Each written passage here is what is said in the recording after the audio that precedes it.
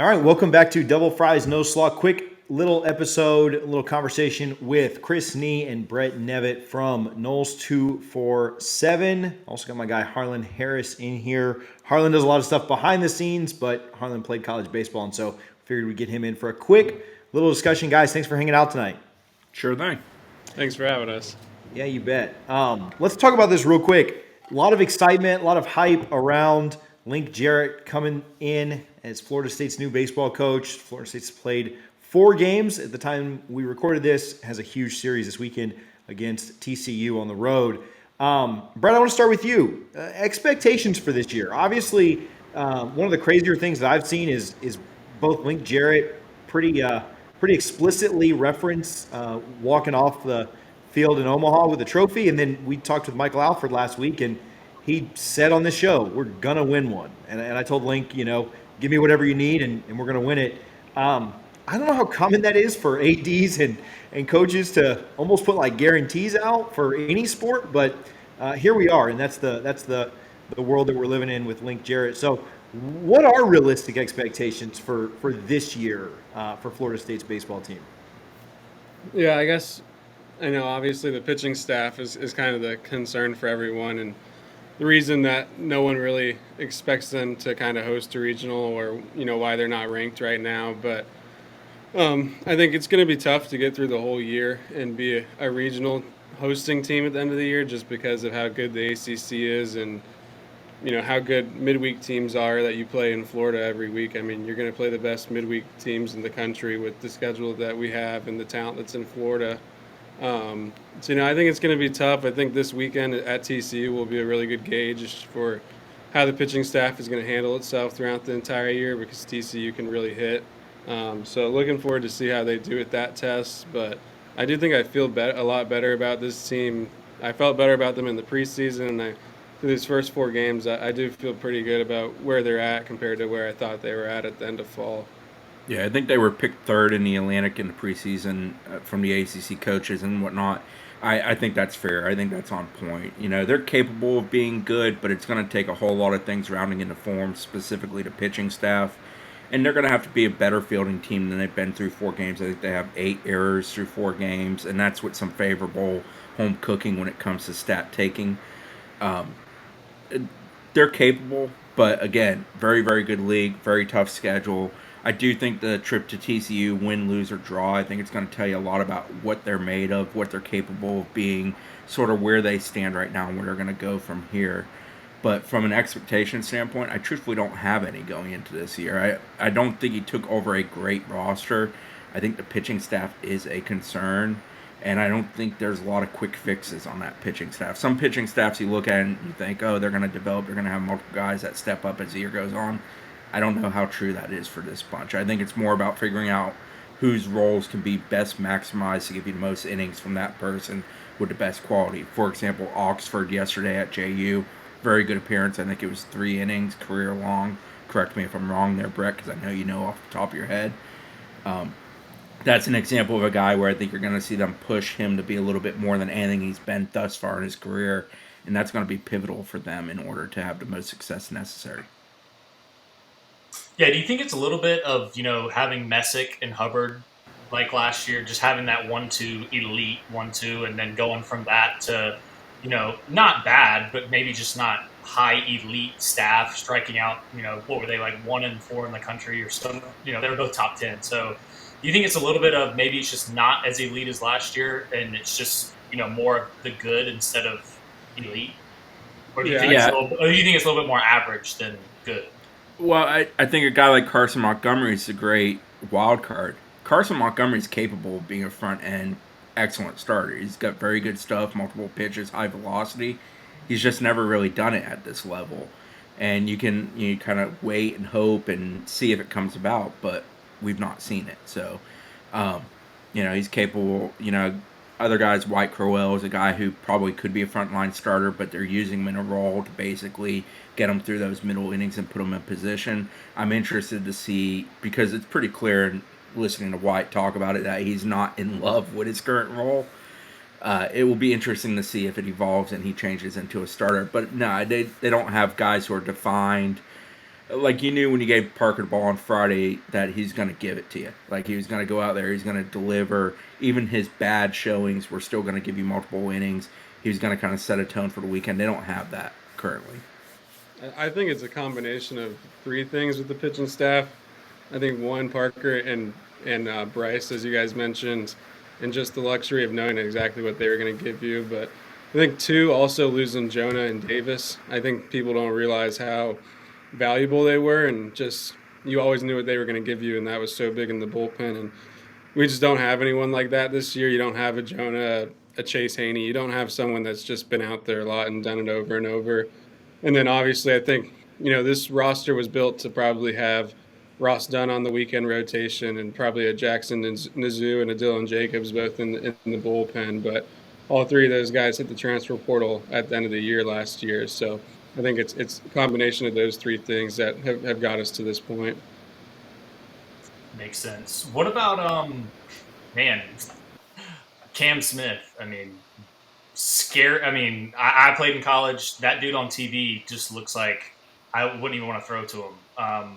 How big is he? I didn't realize how good defensively he was too. I mean, he fielded that ball Friday and just threw an absolute rocket across the infield. You saw him mess up a little bit on the ball in the hole to Carrion. He wasn't sitting in the bag. We kind of expect that from a freshman. But what type of season do you expect him to have, Brett or Chris? Yeah, I mean, I remember from the first time I was out there in fall, I was just like, this is different. This isn't, just some prospect. I mean, he's got size. He's mature. He's confident. And then obviously what he has talent wise is it's not something that you can teach. And I didn't even expect him to be as good as he's been defensively at third base so far. I always knew he had the arm, but I thought it might take a little bit just for him to get comfortable over there. But I mean, he's been as good as you could ask for at third base through the first 4 games. I mean, he's looked like one of the best defenders at that position in college baseball. But, obviously that position, you're going to make your errors at some point. But he's the type of kid that I always know that he's going to be confident. Like he's not cocky, but he's just got that swagger about him. And he knows what he's doing. He knows he's good. And obviously at the plate, he's as dangerous as anyone in the country probably. Yeah, the thing that stood out to me about Cam beyond just sheer size and the fact he looks like the first dude off the bus kind of guy, or what a baseball player should look like, is the fact that he's conducted himself the exact same way since the moment he got here. Like, he knows what he's here to do. He knows what he can be. He knows what the total plan for him is. I think it's impressive through 4 games. He's tied with Jordan Carrion for most total bases on the team. I think they both have 16. Cam will probably have some swoon moments because that's just the normal order of things, especially as the caliber of opponent increases with ACC play in teams like TCU. But no, he's unbelievably talented. He's going to be one of those special guys in a Seminole uniform. And defensively, yeah, it's awesome. He had a couple fall asleep moments there. I think it was the first game out where he's supposed to be cut off man on one. He just kind of forgot another one where he faded off third. But I don't think he's a kid you're going to have to tell things to twice. I think, those were kind of freshman moments. I don't think he's going to have a lot of those. He's fun to watch. The arm's unbelievable. He also had the one where he charged in, grabbed it, tagged third, went over to first, DP play. That's kind of a big league play that you're expecting out of him. Correct me again, Brett, but I believe he was a middle infielder much of his high school career. He's made a pretty smooth transition over there to third. Yeah, last one from me is position I played in college. Usually, not supposed to hit too well. He didn't have the greatest year last year. Colton Vincent now hitting from both sides, I guess. I don't know where that came from. Carrion and Tibbs told me he did it all throughout JUCO. I didn't know that. But how big would it be for him just to at least have like an average year? I know last year he struggled a lot, but he was so good defensively. You watched him throw out multiple guys over this weekend. So I just, how big would it be for this team if he has another average year, 250, 300? It would be enormous. I'll admit I was a doubter of Colton Vincent. I appreciate what he does on the defensive side of it and how he handles the pitching staff. But from a hitting standpoint, I felt like he was too much like an automatic out a season ago. He has not looked anything like that this year. The lefty home run, the first home run for FSU on the season, that was a pretty cool moment. But yeah, we'll see if it sustains. But he looks drastically better there, and he's hitting it consistently. Really, really good contact. And that's impressed me. I don't know if that's a carryover from the preseason. I didn't watch as much preseason as Brett, so maybe you can paint a picture of that. Yeah, I actually hadn't realized until the fall that he had hit JUCO. I mean, he had hit switch hitter in college as well. But yeah, I mean, I guess he got injured early when he came to FSU and stopped doing it because of that. Link said he saw him in the cages hitting lefty one day and told him that looked good and he should just keep doing it. So that's kind of where that stemmed from, him going back to that. But yeah, just Colton, if he can give you something at the plate, just rounds out your lineup. And to not have automatic outs down there is a big thing. And I mentioned on Sunday Golds too. I mean, the start Colton had to the season last year. I mean, it felt like he lined out every other at bat. Like it, he never was as bad as it seemed at the plate. I didn't think. Obviously, there were stretches there that he struggled, but I mean, I thought he was probably FSU's best player in the regional. I mean, there were certain times in the season where Colton was clutch, and he always puts the ball in play when he needs to. So, I think he is a good hitter in the 8-9 spot. So, yeah, especially if he's playing good defense behind the plate. Let's wrap up with this.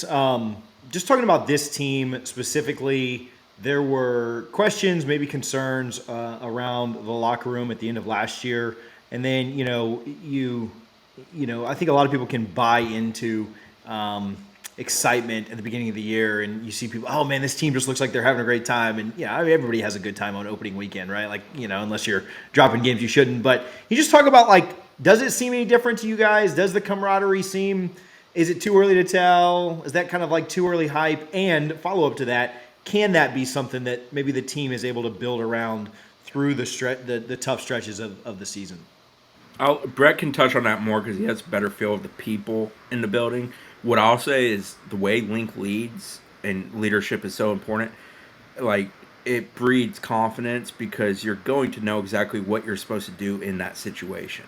And if you don't do it, you're going to be taught it. It's not going to be yelling. It's not going to be tearing people down. It's going to be teaching, being better.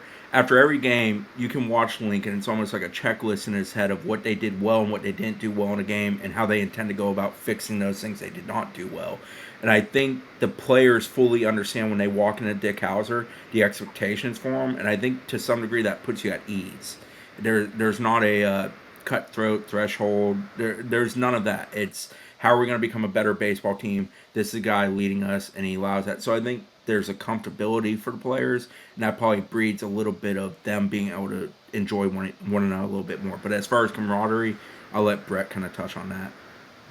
Yeah, I actually always felt like the last 2 years that, the players themselves, like it always was a group that liked each other. They always talked about, they played for each other. And I just think at the end of the year that they kind of lost belief in the process and what they were doing. And I think a lot of the times some of them just panicked on the field, and that would kind of lead to just disbelief in what they would do at the end of the season. But I think I think part of it this year is just they want to be better. I think they're just bought into being better, and they don't want to be a 3 seed again. I think there's guys like Jordan Carrion and Tibbs, like you mentioned, and Jaime. Those guys just they lead from the front. They're very vocal. When I was down by the dugout this weekend, Carrion was really vocal. Tibbs was pretty vocal, and Jaime. All three of those guys, they seem to be leading from the front, and they want to be better, and they seem to have bought into Link's process and the way he practices early on. And I just think that more so than anything, they want to be better. I mean, I've always felt like the last 3 years that there's been good kids in this system. I think the last staff did a really good job of bringing in kids of high character, I think, and that's led over to the roster that Link has this year. And I think more so than anything, they're just bought into his system, and they just want to win now. Cool. Yeah, it is a likable locker room. That is very noticeable every time you talk to guys or just kind of watch them interact in a practice setting or even a game setting. Yeah. Brett, Chris, thank you guys for hanging out. Where can people follow you? Where can they find more of your work? And then a little hook for folks. There will be a part 2 of this coming out where we'll talk about future expectations. So make sure you stay tuned for that as well. But guys, where can people find out more about FSU baseball from you guys? Noles247.com obviously is where all of our game recaps and for preseason and stuff like that. We have a bunch of preseason practice reports going back. And then podcast-wise, Ari and I do Sunday Golds, a Florida State baseball podcast is what it's called. And you can find that on Twitter at Sunday Golds. It's on Apple Pods, anything you listen to your podcast on. And then my Twitter is at BrettPN. Cool. Well, we appreciate you guys a ton for hanging out. Again, we'll do a part 2 of this, so check that out as well. But we'll talk to you guys soon and go Noles.